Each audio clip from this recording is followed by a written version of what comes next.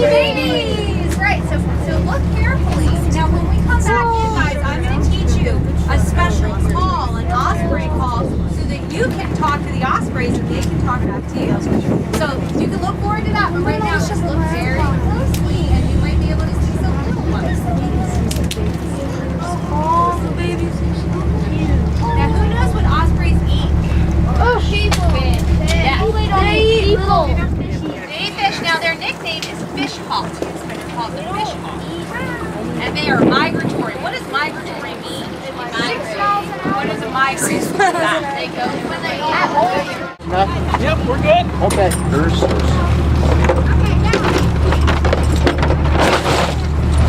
Woo! Do your thing, Ecology Cruise. We even got a soda bottle with some barnacles on it. Barnacle bottle. Okay, so what the Ecology Crew is going to do is sort through this stuff. Yes, sir. Get the oysters separated out, the dead ones, the live ones, and there's probably other sea life attached to it or in there, and get that stuff into little cups and stuff, and that's what they'll use for their rest. They'll take a look at that, compare it to some charts.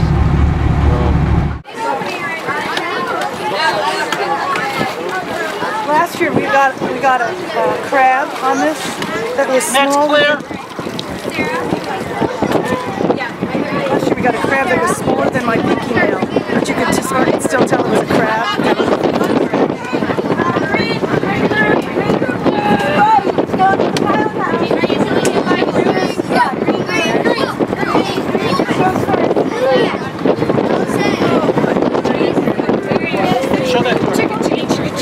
Okay, you're going past. What's up? What's up? Okay. Weenie. What? Okay, so this is coffee. But I need you to use your imagination because today what it's going to be is pollution. Alright? It's going to be what? Pollution. You got it.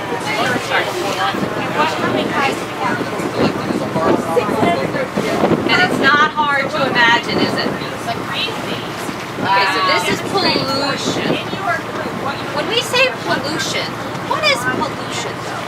It's not just trash floating around in the bay. I think that's too simple. That's too easy to answer. What is pollution? Algae. Dead stuff. Sediment. What else?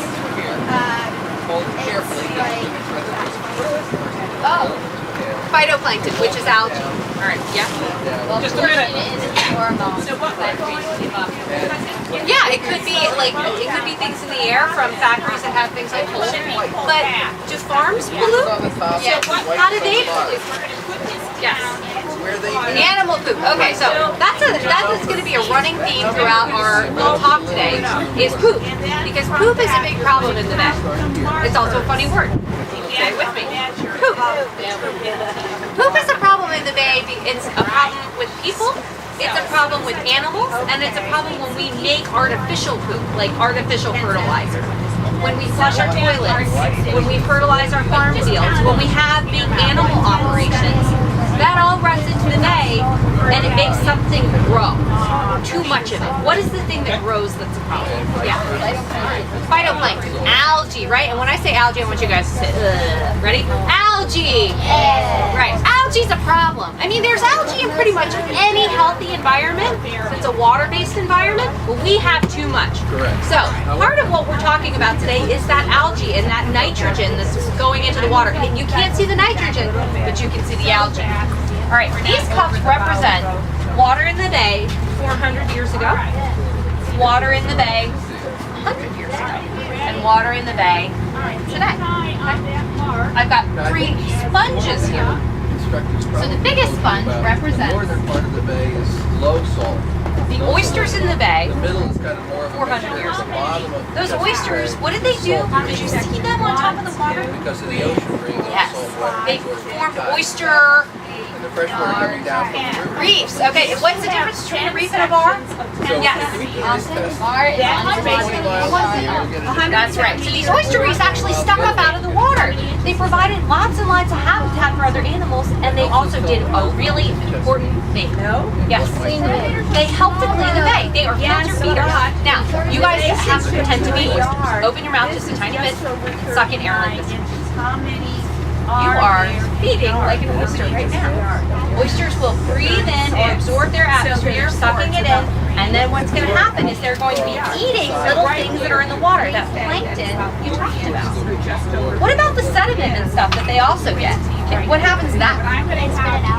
Well, they poop it out. In the form of pseudo-feces. Oysters do poop. Everybody poops. Turns out that is the truth. That is just the truth about the world. Oysters also poop. So these oysters are going to be constantly cleaning the water. 400 years ago, it took them 1 day to clean all the water in the bay. John Smith said he could see down 20 feet to the bottom. And you guys will get to test. Do you think you could see 20 feet down today? No. Question though. We know these oysters are cleaning. They're doing a pretty darn good job. But what pollution is going into the bay 400 years ago? Who lived here then? Indians. So there's no pesticides. There's no, what else? What else? Are there cars? No fumes? No factories? Is there trash bags and plastic stuff? No. There's less of it, right? All right. So let's see. How well do you think the oysters will filter what little pollution there was in the bay then? Okay. Here's another test. We have a tiny amount. Water is still really clear, right? Just like John Smith said. Now, How much did you get? 100 years ago. This is 400. This is 100. What do we notice about the oysters? There's less of them. Why? What happened? What happened? We killed them. Yeah, but what did we... Give me a little more detail. We didn't just stab them all, right? What did we do? Well, that's another part of it. But when we say we killed them, why did we kill them? What were they for? Food. We ate them. That's the problem. Remember, if you're a delicious animal in the bay, then what's probably going to happen to you? You're going to get eaten. So that's exactly what happened. People were using tools like this, and this is a little toy dredge. They were using, this is like Barbie doll size. They were using really big versions of this to catch oysters. Now, we talked about the difference between a reef and a bar. A lot of the difference is because of dredges like these. They would break down that reef and create bars that would scrape along the bottom of the bay. So, there's less oysters, but what is there also going to be more of 100 years ago? All right, now we guys, but where's it coming from? Dirt and algae. Okay, so 100 years ago, were there cities in the bay? That's right. What time, what was the year 100 years ago? Today's 2013, what was it? 1913. Were there cities in the bay then? Yeah, Baltimore was a big city. Had a lot of people. Washington, D.C., also a city. Annapolis. All right, so all those places existed. But what didn't exist? What didn't they have?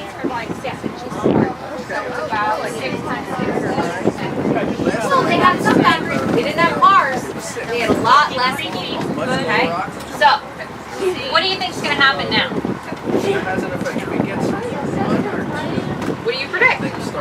the water going to be clearer than 400 years ago? Dirtier. And will the oysters be able to keep up? No. Okay, so this is our 400-year-old oyster. All right, and then we can chat it turn. Ready?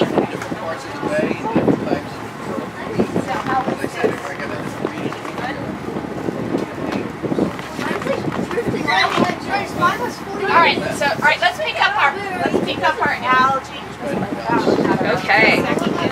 Now, today, you guys want to see the oysters today?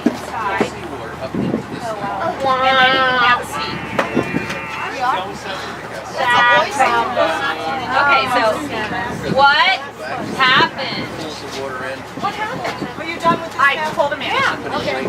We ate them all. We did eat them, but they also suffer from disease and from an unhealthy environment, being all the way down at the bottom. Oysters have had a hard time of it, haven't they? Now, we only have 1% of the original oyster population, so this was actually accurate. It would be really tiny and hard. So it was actually a little bit bad. It's probably like 15%. Now, what has changed about the position of the bay since 100 years ago? And there's way more of us. There's way more of us. And it doesn't, even if you're not littering or you're not, you don't have a septic tank that runs directly into the bay, every time we go outside, every time we eat a vegetable, every time we buy a chicken, we make an impact. So the more of us that there are, the bigger the problem. All right, so what do we predict is going to happen now? So what I'm going to do is... All right, well you tell me to stop when you think it's about the same color as the water we see over the side of the boat. So can the oysters keep up? So round and look. If we have... Hi, tell me to stop. Algae grow. Now? When algae grows, Okay. Actually, you can see a lot with the Ready? too. Let's compare. So you can look at them. Put this around 400 years ago. 100 years ago. Oh, sorry. There you go. You got that. Now there's It now takes the oysters in the bay almost a year to do the same thing that the oysters 400 years did. It takes them almost a year to filter the water in the bay now. Can you tell? Can you see it? So what do we need more of in the bay if we want to solve some of the bay's problems? Well, oysters. They are the bay's natural filter, and what does the bay clearly need more of? So what the word? Filters, okay. So we can see that oysters are a big part of the solution. So what are we doing to try to have more oysters in the bay? And we also have the others that are plants. Should we do? Name the other one. Oh, artificial oysteries. Hi, that was awesome. That's really good. And that is something we're doing. We're creating artificial oysteries. We don't have. What else is something we can do to help oysters? Help try to have less sediment in the bay. And that's a big problem too because they get smothered. Now, if you got smothered, what would happen? Now, oysters. You're smothered. What happens to you? Things like this. This is what You suffocate. That's exactly what happens to the oysters in the bay. All right. So you guys have really come up with some great answers. I hope this was interesting. in the water, what's salinity? How much salt? Correct. How much salt? We're going to check and see how much salt is in this water.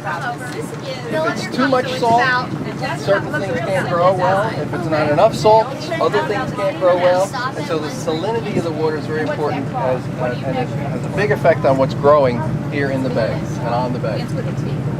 So that being said, why don't we do it?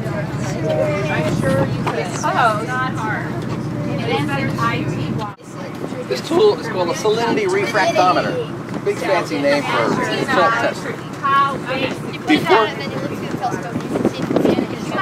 I'll show you how we do it. Before we left the harbor, we collected some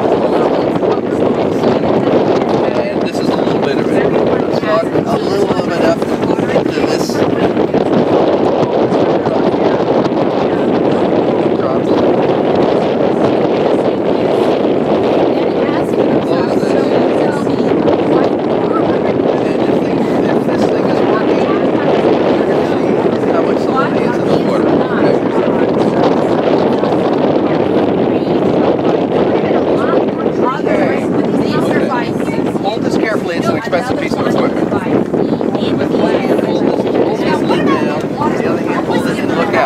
out, in this refractometer, you will see blue and you'll see white. The top part is blue, the bottom part is white. Where they meet, there's a line across there, there's a number. Tell me what the number is. And that number is the amount of salinity in the water.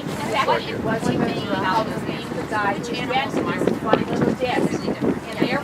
Oyster. Okay, so Can you see it? this is the water. What's the number?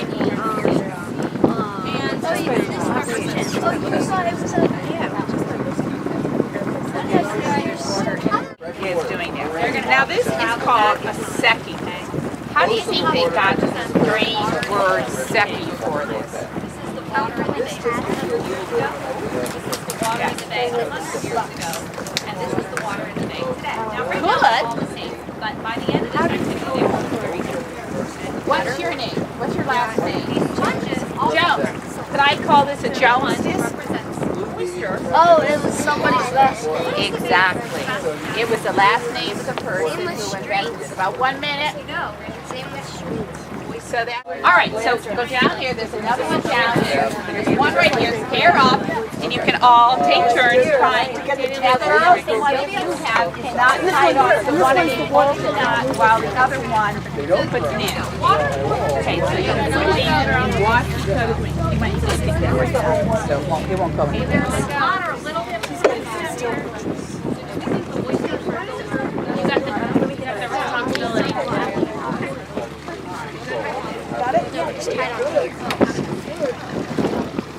When we do the regular cruises, we usually just show this and show a chart. I can't see it now. I can see it. It's on the blue. Basically show this. Do you know where? You know what this is? I think it's that blue. So this whole way up here is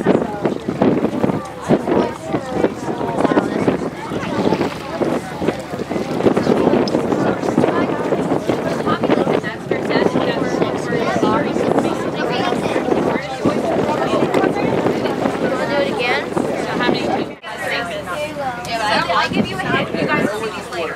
Ready? What am I doing right now? Good. I'm happy to hear what people don't like. Skipping.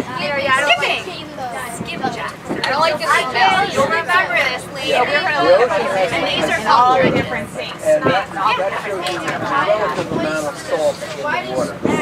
All right, we have about 30 seconds left. Well, that's because Somewhere around in the middle of there. Again, sometimes much more than saltier on once the in their bottom. lifetime. Look up here. This is one of the neat things we found. What is this? This is really what? A bottle. A bottle. Trash, good or bad? Bad. But have they turned it into something good? Yeah. Yes. This little circle here is actually an organism, and it's called a... So we have sediment on it, but these big things are what? Yes. Barnacles.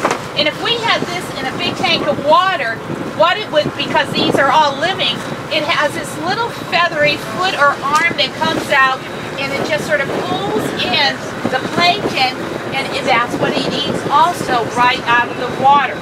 So I'm going to pass this around. Now, this is, we basically went dredging with a big dredge, just like Kate had showed you, while you were in these different groups in the back. We went dredging, and we pulled these up from an oyster reef, or bar, I should say. This has got some neat things on it, too. This has got a worm on it. Okay, this is called polychaete worm. Polychaete worm. My mind's going today. And it's a pinkish worm that lives amongst the reef. This thing here, which looks like a funny little pimple, is actually a sea squirt, which looks like when it gets bigger, it will be like a grass grape shape and so forth. And if you press them when they're bigger, they spit out water as part of its defense. Out of their butt! So actually, they're pooping at you, if you must know. But this is this oyster shell, do you think, alive or dead? It's alive. Dead. How do you know it's alive? Because it still has one. It has one in creatures on it, but some dead ones do too, because it is low. It would be having its two shells open if it was dead, and we most likely would probably find other organisms in it. Now, it's amazing, it's amazing that it is in some respects still alive, because you can see where it has been ravaged by disease. Notice these little pock marks in it that they have also on this. That is an indication of how it's been fighting disease. So I will carefully pass this around to you. It won't bite or anything. Observe the polyclete, observe the sea squirt. And I'm going to pass it this way. Can it what? This? Right now, they can stay out of water and still be alive for 20 minutes. And basically, they shut down their system. We did not find, unfortunately, I gather we didn't find no mud crabs. And so, here is another thing that we found down there. Is this an oyster shell? No. What is it? A brick. It's a rock. And many times, because like even the baby oysters, the spat, once they go to settle down, oysters are kind of like kids. They like to move around and play around for a while before they settle down. And when they settle down, they want a hard surface to settle on. And so they'll settle on each other or maybe settle on a rock. In this case, it wasn't oysters who settled on a rock, it was what? Barnacles that settled on this rock. So again, it's something that is not normally found, but it's good. We've got 5 minutes before we have to drop. All right. How many feet? How many feet? That's a feet. This was built as a yacht. So right back here, we have a complete galley, refrigerator, stove, oven, and everything. So you could live here. You could. People used to take this on long cruises. Well, where did you sleep? Where would you sleep? Down there. Down below, yeah. There's here. There's like a bit. Yeah, it's not enough time to get everybody to steer. There's a bunk. It's Do not drop the top. Okay.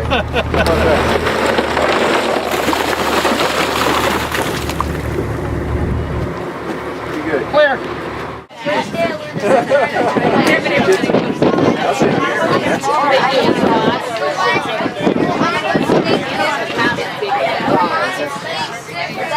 My dad and my sister. Like growing up and going to the beach and skateboarding.